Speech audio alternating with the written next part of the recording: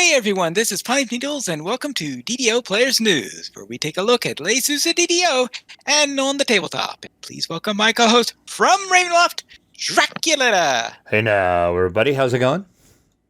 Everything's going fine over here. How are things in Barovia? Same mist, different day. Same mist, different day. Yeah, That's eternal mist. The easiest way to describe my life right now. Well then, I'm sure life has been so complicated this year that they would even start taking a look at things starting with 51 before they start to look at things starting with 50. I mean, sure, why not? Because, we already know what's coming in 50. Let's start talking about 51 because, who cares about 50? It's whatever. Yeah, we have an early update of 51.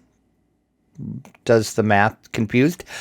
Over on Lamannia. Lamannia is up. It's up as we record this live. So if you're listening on the podcast, depends when you're listening. Again, time travel, timey-wimey, may or may not still be up. The major thing they're showing off is the Epic Destiny revamp. Full disclosure on this conversation we're about to have, we are not going to go in depth on this for two reasons. Number one, there is a lot to dig into here. And number two, this is just the first preview on Lamannia. God knows it's going to change probably 2 or 3 more times. So keep that in mind. Just the standard, as we talk about Lamannia, this is Lamannia. Things are going to change.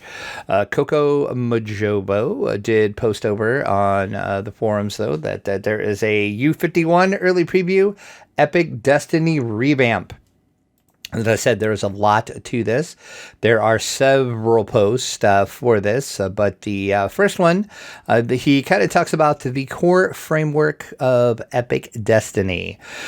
He says, "Greetings. This is a pretty crazy read, so buckle up.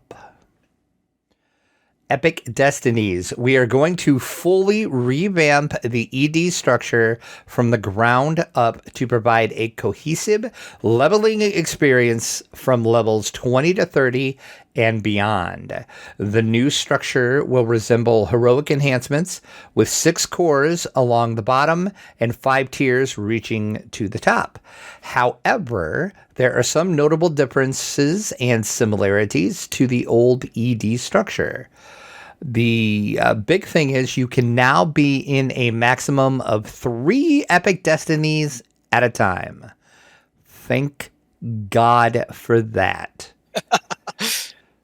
I, for one, am very, very happy about this because it's tedious to have to do 1 at a time. So you can do 3 at a time. Kokomojobo does say, think of it like the current enhancement window, but without any ability to scroll horizontally along the trees. You will select up to 3 trees at a time, socketing them into place inside of your ED window. Just as you select your heroic enhancement trees, you can spend points freely between those 3 trees, and resetting your ED points out of a tree will allow you to choose a new one. So as you level up beyond level 20, you'll earn destiny points that you can spend in these ED trees. Epic levels now display their experiences in ranks, just like heroic levels do. Again, thank God. Each point is earned at each rank of an epic level, which means that each epic level corresponds to 4 destiny points. The 5th rank of each epic level is the level itself, as it is in heroics. This means that you'll earn destiny points at a steady rate rather than in large chunks every 5 ranks.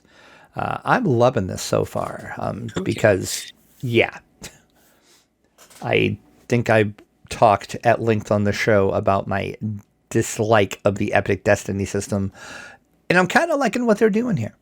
Well, considering the fact that I've been avoiding epic levels completely, that's my opinion of them. That's what I was about to say. You have never done anything with Epic Destinies at all, have you? Because you basically Only don't do a tiny, tiny toe. Yeah, I was gonna say you don't do anything with epic levels, because the moment we hit 20, we reincarnated down to 1 and started over again. Right. So yeah, you don't. Yeah, it's. Oh, I'm telling you, epic destinies are great, but the system sucks. I like where they're going with this. So we'll see. So he does go on to explain a little more. Each epic destiny ability in the new destiny system has a destiny point requirement as well as a level requirement, just like the heroic enhancements do. So you can't jump right to the end at level 20 without spending the requisite points up in the tree, which makes sense. The level and AP requirements are as follows. Once again, keep in mind, on Lamannia, this could change. Core 1, level 20, is 0 AP. Core 2 is level 23, 5 AP. Core 3, level 26, 10 AP. And then cores 4 to 6 will eventually be available at levels higher than 30. The exact breakdown is to be determined. And then your tier 1 is level 20, 0 AP. 2, level 25 AP. Tier 3, level 23, 10 AP. 4 is 26, 20 AP. And then 30 is 30 AP. And you may only be in one tier 5 at a time. So there you go. And then he does say unlocking the trees, assuming that you've never been in epics before. Once you reach level 20, you will be directed to the Fate Spinner in a new public area accessible from her dialogue, which is interesting. This area will also contain NPCs that correspond to each destiny. Speak to those NPCs to unlock the destiny for this character permanently. This NPC will give you a description of the playstyles that the tree supports, as well as serve as a small part in a new lightweight tutorial. Once you have done this once on a character, you will not need to do it again. This is just a way for us to vector new players to the epic gameplay loop. If you have at least one character before this overhaul that has fully capped all of their epic destinies, you're going to receive an exclusive cloak featuring the now depreciated star map to commemorate your achievement. Unlocking a tree in this new system also provides +2 fate points per tree, which means that a brand new character reaching 20 for the first time will begin with 24 fate points. So yeah, that's just a quick overview. Like I said, jump in, go to this thread, read this. There's a lot here. They are changing. They're like he said, they're redoing everything from the ground up. I'm excited for this. This is going to make me want to dig in more. Have done a lot with Epic Destinies, so I'm excited to see these changes. With that, they are also. He also talked about the design paradigm that they're changing. So check that out. Once again, keep in mind, Lamannia, all of this is probably going to change. I would assume we'll have a couple more Lamannia previews of this before this happens, because we did say this is in 51. We're getting 50 next, so we have plenty of time to see this and for them to work on this. I guess they just felt that it was in a spot where they felt like it was good enough to actually check out.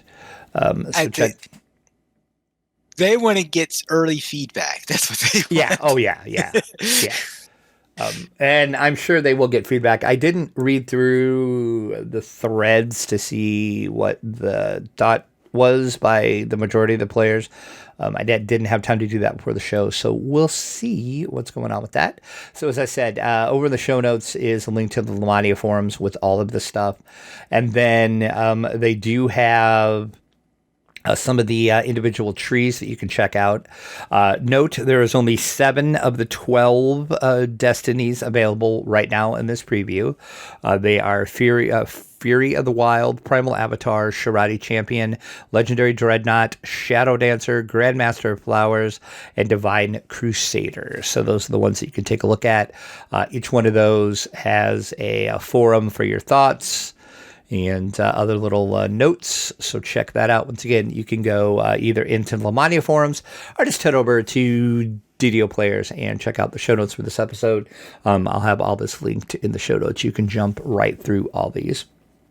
So that is our little quick overview talk about the Epic Destinies. As I said, so much to go over. If we would talk about this in depth, we would be here probably until this probably comes out, because there's a lot here. It's a lot to jump into and read and comprehend and then put together a thought process on what you think. So go ahead and do that. There is more to this than just this update 51 sneak little preview of the Epic Destinies. They also are showing off a little bit of what's going to be coming with update 50. No Salt Marsh, unfortunately, though. They have a bunch of other stuff. Kokomojobo did post about the update 50 changes in the preview, miscellaneous notes. Once again, everything is on Lamannia, subject to change, yada, yada, yada. They did say that the Lamannia build was intended as an early look at Epic Destiny revamps, expected to be a part of 51, which we talked about. Due to the early nature of the 51 preview, they do have a few other changes that are going to go live with the next update, which is update 50, which they will have a preview of it in the near future, he says. So we'll be getting a good look at update 50 soon over on Lamannia.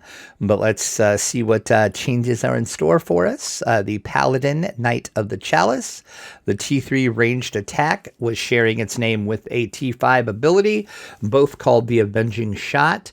It is now has its name fixed to Exalted Shot, matching the melee counterparts. In the Falconry Tree, Meticulous Weaponry now adds anti-requisites with other forms of item defense. Sharadi, I could not talk tonight. Sharadi Kai Iconic has been updated. They now get their first chain attack ability as the innate racial feat, and both chains attacks are now melee attacks, requiring a light weapon in your main hand. And this kind of goes along with what we talked about last week with the upcoming Shadar Kai revamps, and Radiant Servant has had many changes as well. You can expect a full explanation of this in the thread Radiant Servant, which he did talk about. Let's keep that in mind. Guild augments have now been fully depreciated. You can no longer buy them from the vendors, which I'll be honest, I didn't know you could still buy them, because that system has been gone for a long time. So I had no idea that you could even still buy the things from vendors. Existing guild augments can no longer be slotted, but they can be sold back to the vendor for a little bit of gold. Items that had guild augment slots now have a colorless augment slot in their place, unless that item is somehow a quiver, in which case it will not be replaced by anything. Sorry. If you have an If you have an item with a guild augment currently in it, you will retain that guild augment until it expires, at which time the slot will be replaced by the colorless augment slot. Please note that items in auction houses and account banks may not lose their guild augment slot and gain the colorless augment slot until they leave those spaces. So basically, you just need to take them out of your bank. And then they should automatically get the colorless augment slot. The Sybaris Spirit Cakes can now be used by raging players to resurrect their dead friends. Okay. Loot Gen docents and some other older docents should once more display their correct base appearance. Weapons that do non-mundane damage, such as flame blades, are celestial, now correctly interacts with the DR and resistances. Well, that's handy. And Trap the Soul now requires a standalone special component called the Kyber Dragon Shard. They are found in shops wherever high-quality spell components may be found. This component works for all variations of Trap the Soul.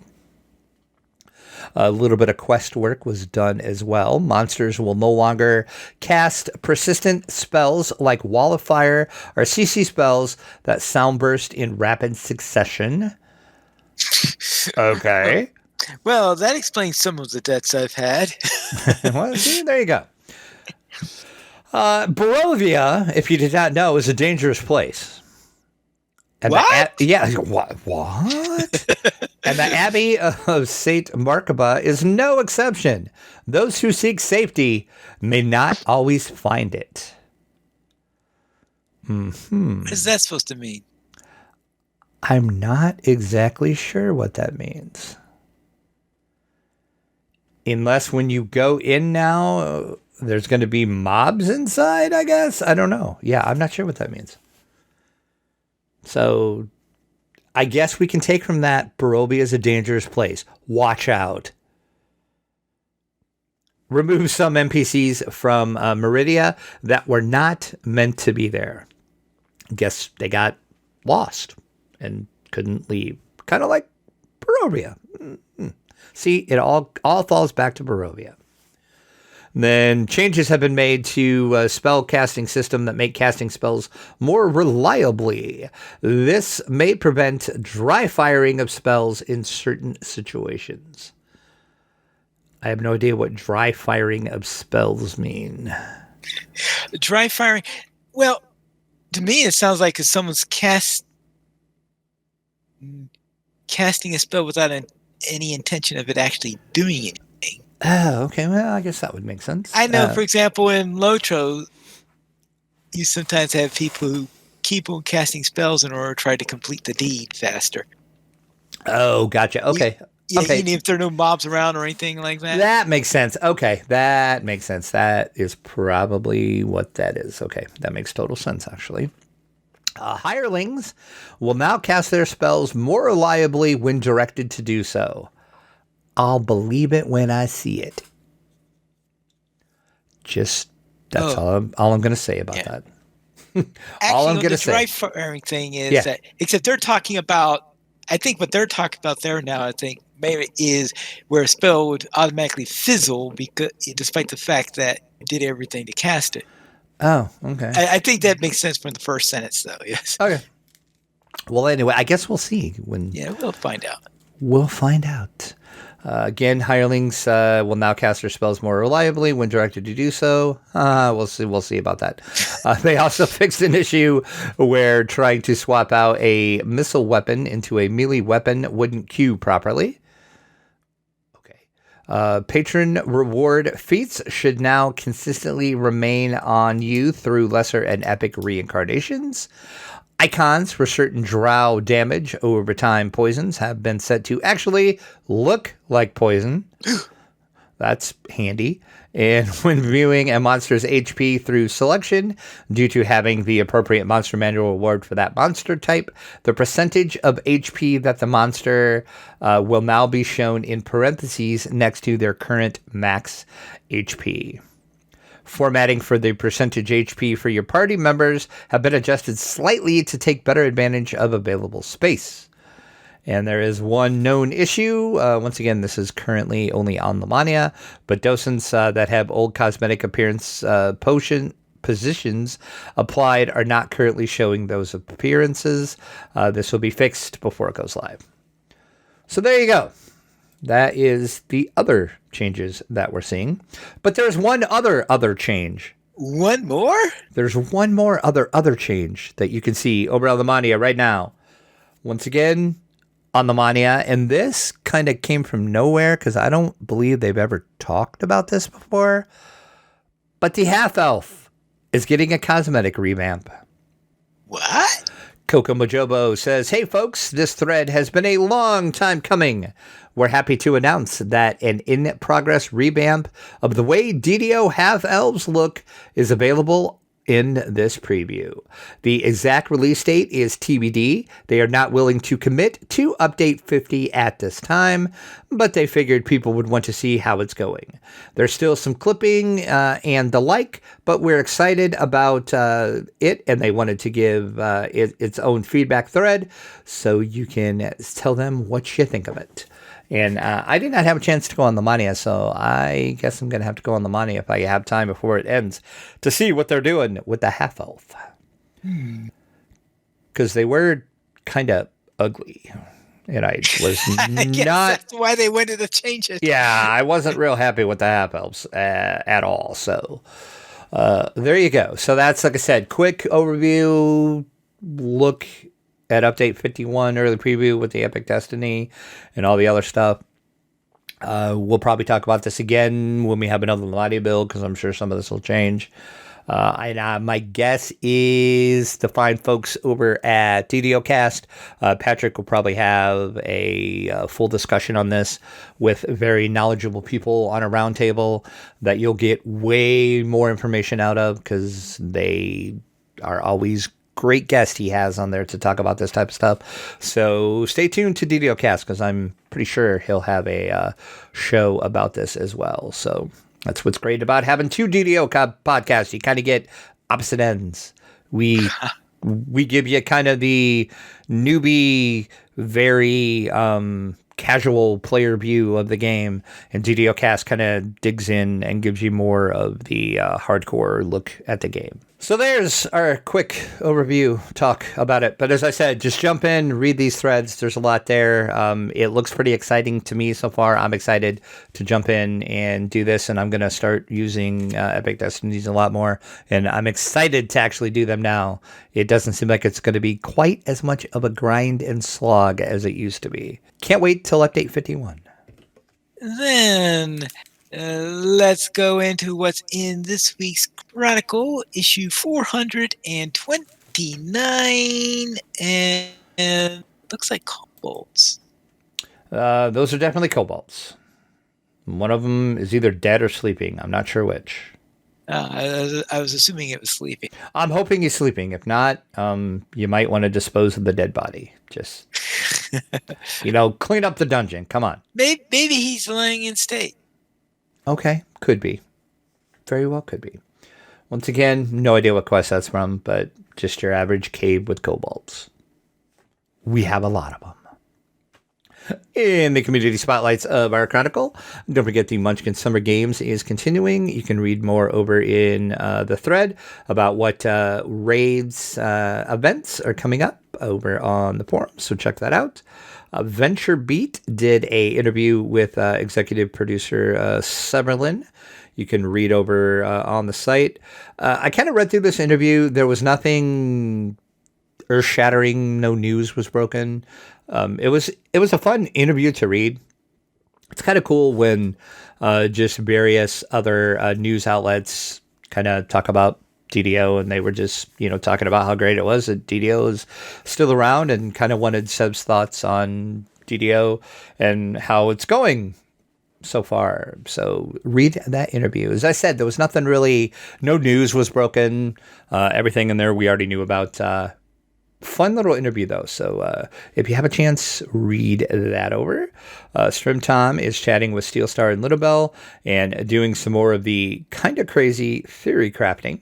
So check out the latest video over on YouTube. The Guild Hall Guild of the Week is the 5th season. It's an Orion-based guild, recruiting any and all players looking for a good home. It's a level 72 guild, and is run around a family guild concept, so language use is minded, i.e., it's piney friendly. In the fan site news section, we got a shout out for our episode last week, DDO stream. Don't forget, is your first stop to find DDO over on Twitch. The Zimmerish is returning, Bard Life gets soulful, and Brighter Days Ahead is raiding. Elsewhere on Twitch, Apocalypse Doom, a Dom, I guess, has what could be a season finale. Tom Kapoor heel checks, And Jazarine learns Tempest Spine. YouTube, lots of videos going on over there. Aldbar is comparing DDO from 2010 with a video. I've been meaning to watch that video because that sounds interesting, so I got to check that out. And Sofa Plays has a ghost of a chance.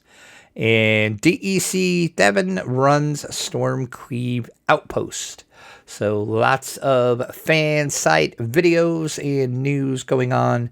I've said this before, but it's always great to see all the different Twitch streams and YouTube videos that people do for DDO. Always good to see.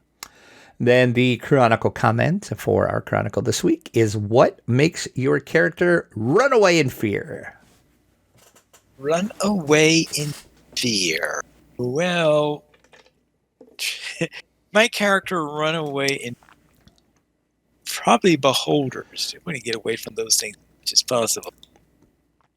Beholders can be pretty scary. That's true. Yeah. I don't run away from fear. I look at fear in the face and I say, ha!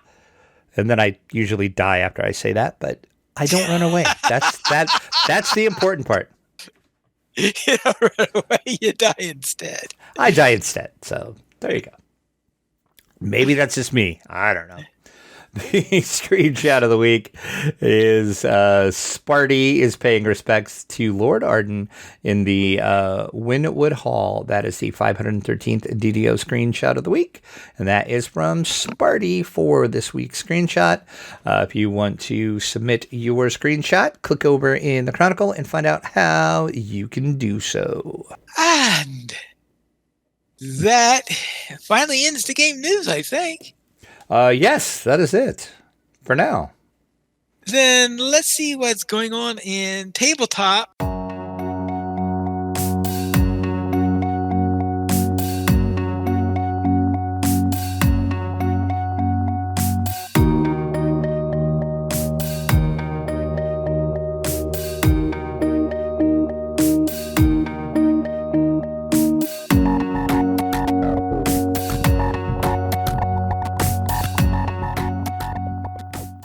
Where, wait, I mean, there are actually going to be some real vendors at Gen Con? There are. There is a whole list here, and there is a lot more than I thought that was going to be. Oh. Note, though, there is a couple of these that, according to the game company itself, is not going to be a Gen Con, but they're still on this list. So I'm confused about that. I don't know how I don't know. Unless they changed their mind and they just haven't updated their website and or their Twitter feeds.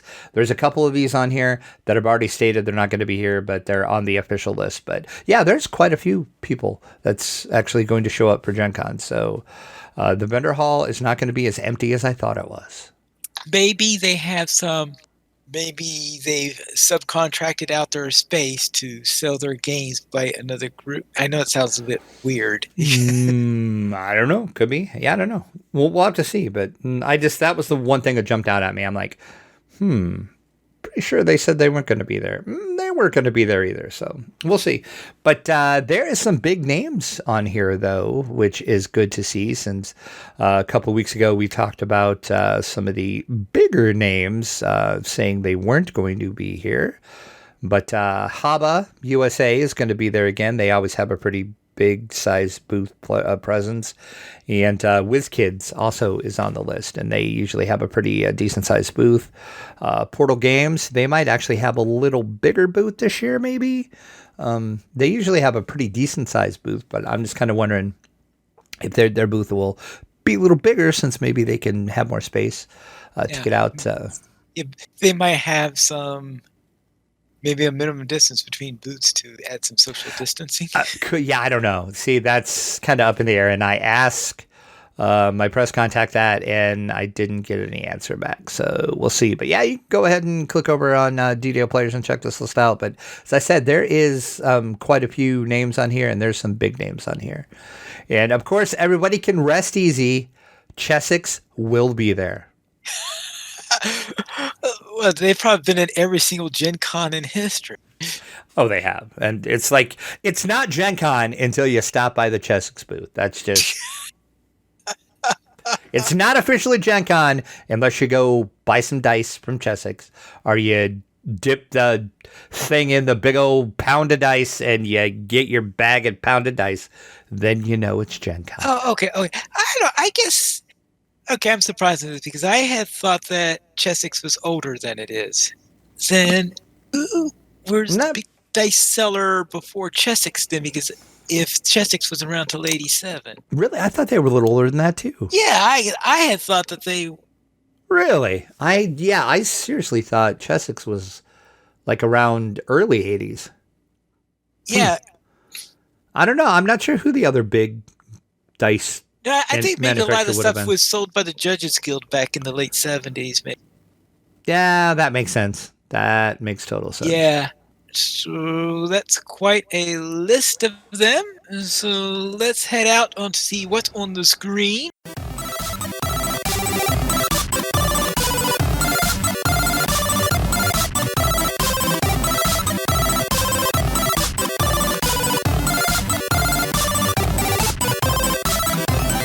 Where the video game core for the future of Dungeons and Dragons. All right.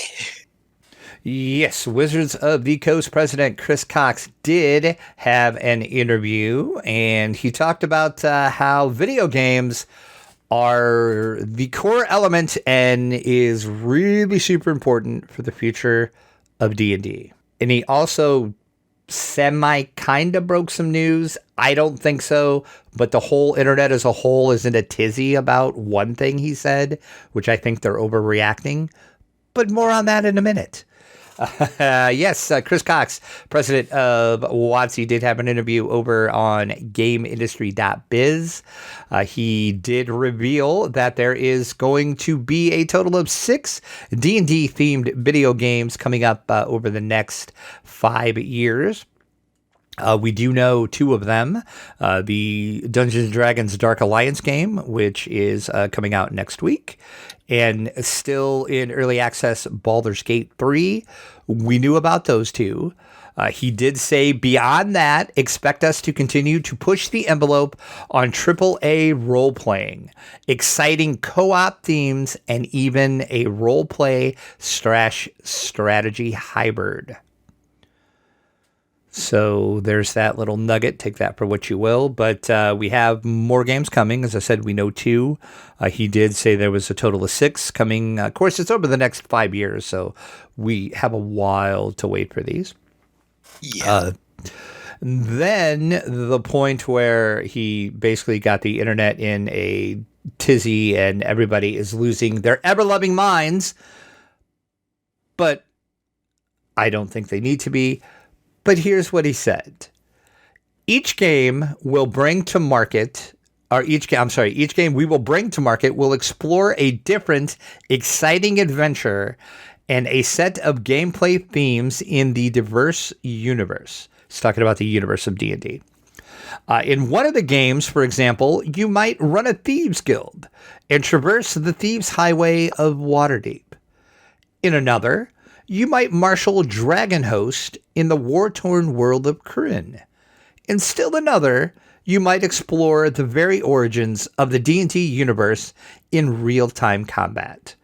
This brand's richness is an enabler of tons of amazing game experiences, so rather than a challenge, we see it as an amazing opportunity. So they used the word Kryn. They used the word Kryn. And people lost their ever-loving damn minds. All of a sudden, people jump to, oh my God, we're getting a Dragonlance video game. They announced a Dragonlance video game. No, they did not. First of all, to do Kryn, you need an entire MMO to do that. Oh, yeah. Yeah, we're not getting a dragon. I'm going to go on the record right now, and if I'm wrong, I will eat crow. I will admit that I was wrong about this. We're not getting a Dragonlance video game, people. Okay, we just see if this is a more accurate description than the time everyone in our other podcast says, no, we're not getting a new class 2 weeks later. Whoops. As I said, and as listeners of this podcast know, I've been wrong before. I've been wrong probably a lot on this podcast. It's fine. I can admit when I'm wrong. I'm going to go on the record. We're not getting a freaking Dragonlance game. He just used it as an example, just like he used Waterdeep. Oh my God, we're getting a Waterdeep video game. No, it was an example he was using. Just saying they have multiple worlds and universes and stories and places they can go in video games. Could they go to Dragonlancing, Corinne? Sure they could. Are they going to? Highly doubtful, because again, licensing, I mean, I understand their WOTC. They should be able to work through all the red tape of the licensing on that, but I don't see it happening, folks. But as I said, I've seen multiple people just freak out about this and are so excited about this Dragonlance game that's going to be coming. I mean, I'm sorry you're going to be disappointed, but here we are. So if you want to read the full video the full interview, I have linked it over in the article up on DDO Players. But yeah, just don't get excited for Kryn, because it's not happening, folks. Then let's go to something even stranger, and that is there has been an announcement of an animated Lord of the Rings prequel to called the War of the Rohirrim. Yeah, this kind of came from nowhere as well, too, because I don't remember this even being hinted at. And then all of a sudden, it was like, oh, hey, we're doing this, by the way. Yeah, it's called, as you said, a film entitled The War of the Rohirrim. It is an animated movie from New Line Cinema. Of course, that is the studio behind Peter Jackson's Middle-earth Lord of the Rings films. They are returning to J.R.R. Tolkien's source material for the first time since the Hobbit movies. They're teaming up with Warner Brothers Animation for the new project. War of the Rohirrim is set to be an animated prequel film set before the events of the main trilogy, and it is said to be focused on one of the most legendary figures in all of Middle-earth history, the Night King of Rohan, Helm Hammerhand. The film is going to expand on the story of the fortress that bears King Hammerhand's name, of course, Helm's Deep. They did say this is going to be a standalone story, but the movie is being created as a companion piece to the Lord of the Rings trilogy movies, with story and artistic elements woven throughout that will reconnect the fans to the excitement of the original Middle-earth trilogy of movies. This is going to be directed by, I'm not even going to pretend I can pronounce this gentleman's name. If you have ever seen Ghost in the Shell Standalone Complex, if you have not, stop the podcast, pause it right now, go look that up, go watch it. Amazing anime. He also directed that. Kenji Kamiyama, maybe? Sure, that's how I was going to say. I'm going to say Kenji Kamiyama or Kamiyama. I do not know if I've ever actually heard that pronounced, so I don't know, but just watch Ghost in the Shell Standalone Complex. Not the horrible, shitty Netflix one. Watch the actual movie. The Netflix one was horrible. Just forget that even existed. The movie is what you want to watch. Jeffrey Addis and Will Matthews is going to write the screenplay, and Philippe Boyens, who co-wrote to the original Lord of the Rings trilogy movies, is also going to return to consult on the project. So they really are trying to tie this animated feature in with the movies. Warner Brothers Animation and New Line Cinema have fast-tracked this for the big screen. Animation work is already begun, and voice casting is underway as well. The animation work is being handled by Sola Entertainment, who you might know the name from Rick and Morty. So if you're familiar with Rick and Morty, you know the animation style. That's pretty much what the movie's going to look like. No release date or any more information was given, but there you go. Lord of the Rings, The War of the Rohirrim. Right, we'll see if that goes through or not. And I have heard a rumor that a zombie was going to direct a new version of the Munsters. Yes, and I've been waiting ever since I posted this article over on the site to talk to you about this, because you probably have no freaking idea who Rob Zombie is. Not particularly. I mean, I didn't figure. especially considering I did a quick look up a couple of minutes ago and say he's some sort of singer, but outside of that.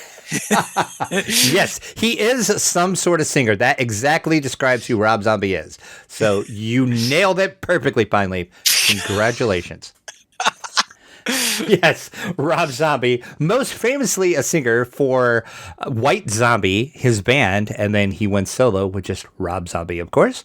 But he also directs movies. He's directed quite a few movies. His horror movies are pretty much legendary at this point. Wonderful horror movie director. He is a big fan of the Munsters. He has made this known many, many times. He has been trying to get this done forever.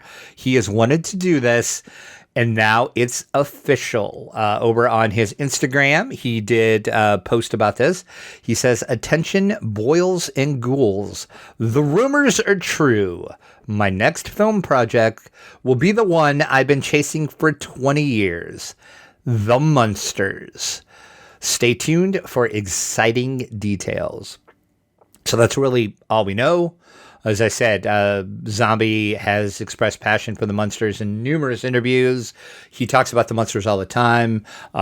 His first solo hit that he had was called Dragula, of course, named after the hot rod that Grandpa built in one of the episodes of the show. So Rob Zombie knows the Munsters, loves the Munsters. If anybody can pull this off, I think it's going to be Zombie. So we'll see. Of course, The Munsters is one of my favorite TV shows. Love The Munsters. I guess I should have figured that out. Yeah, I'm going to say nobody is shocked at that. Also like The Addams Family, of course. There's probably two particular reasons why I like both shows. I'll let you figure out which those two particular reasons are. You know. The film is going to be from Universal Studios via its 1440 production division, which, for the astute among you, probably going to mean it's going to go to Peacock streaming network instead of getting a theater release. One would assume, because usually 1440 productions are always on Peacock and they never get theater. But we'll see. That's just speculation on my part, just judging by what 1440 has done before. It's always on Peacock. More information coming soon. We'll be sure to talk about this a lot. I'm super excited about this. So there you go. Rob Zombie bringing us The Munsters. Then let us head into our week in gaming.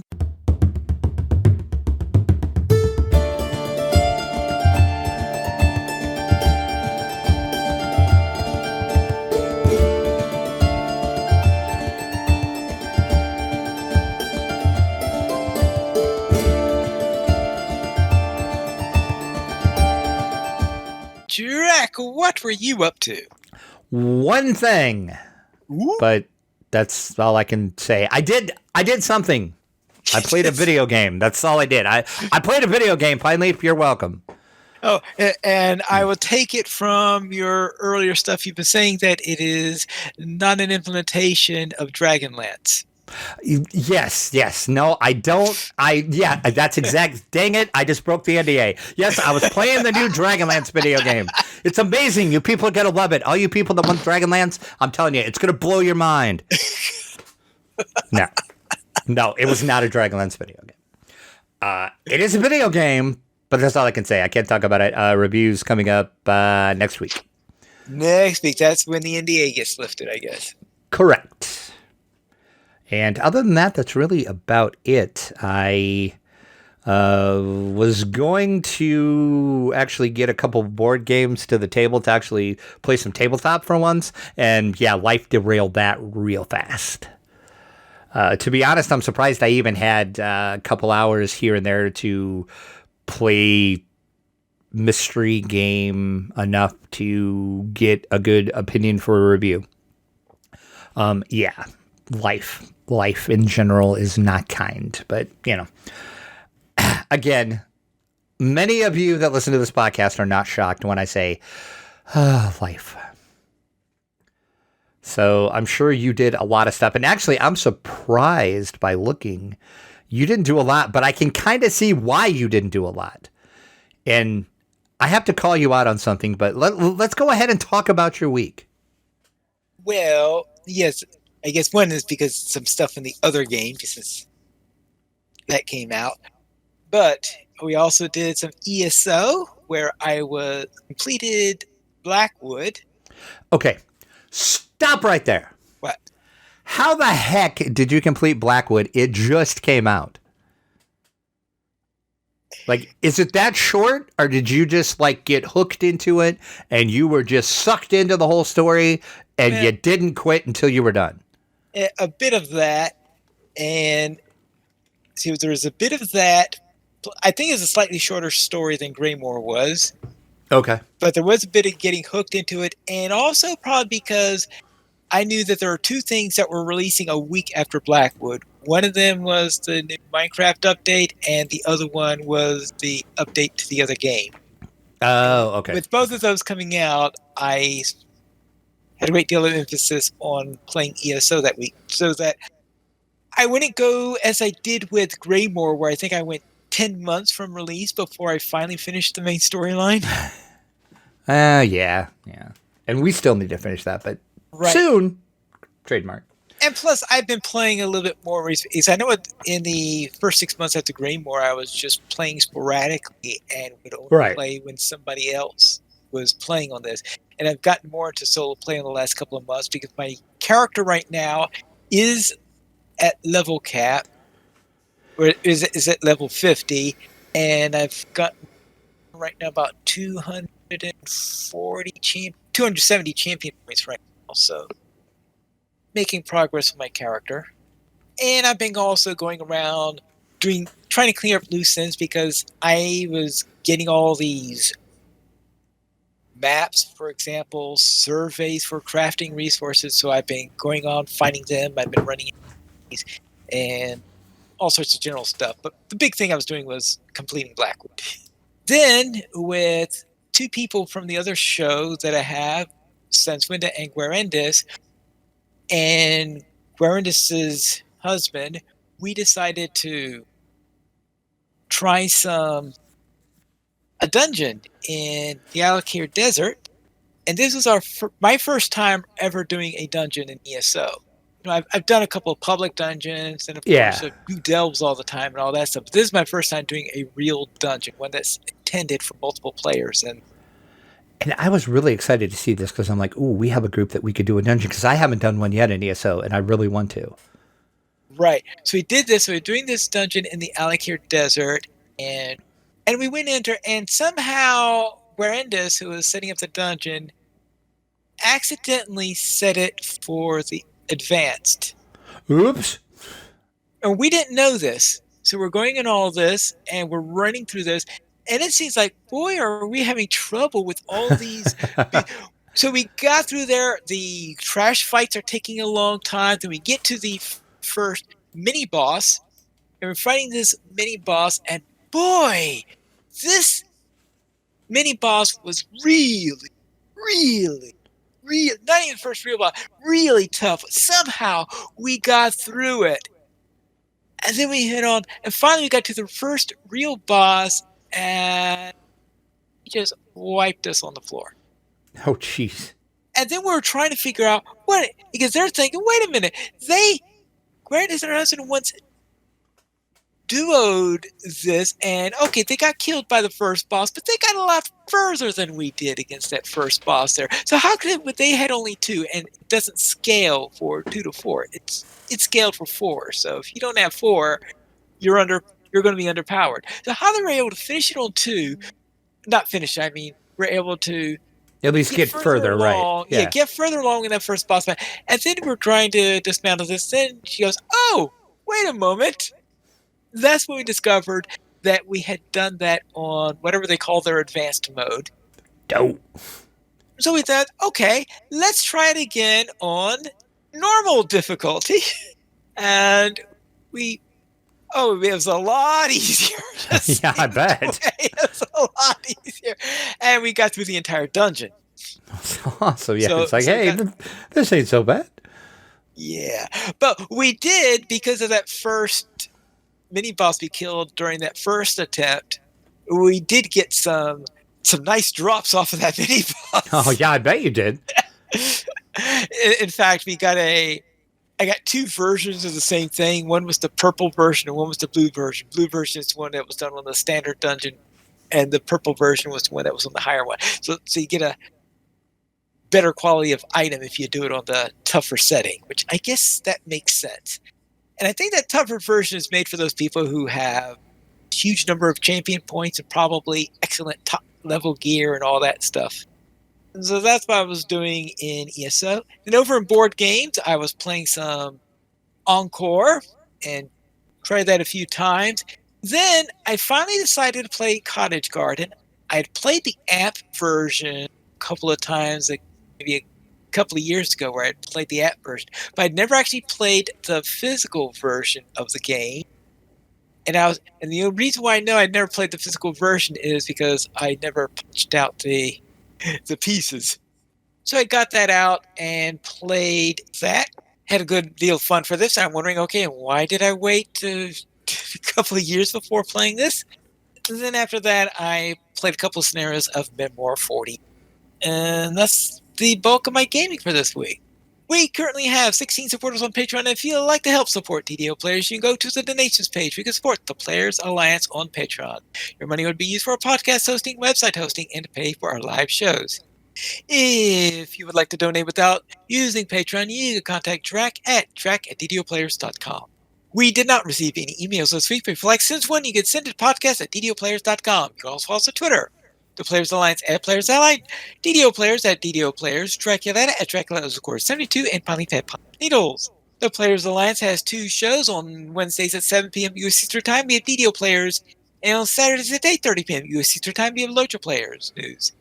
You can join us for our shows at ddoplayers.com/live. And that's all for tonight. Then this is Pine Needles reminding you to quest responsibly.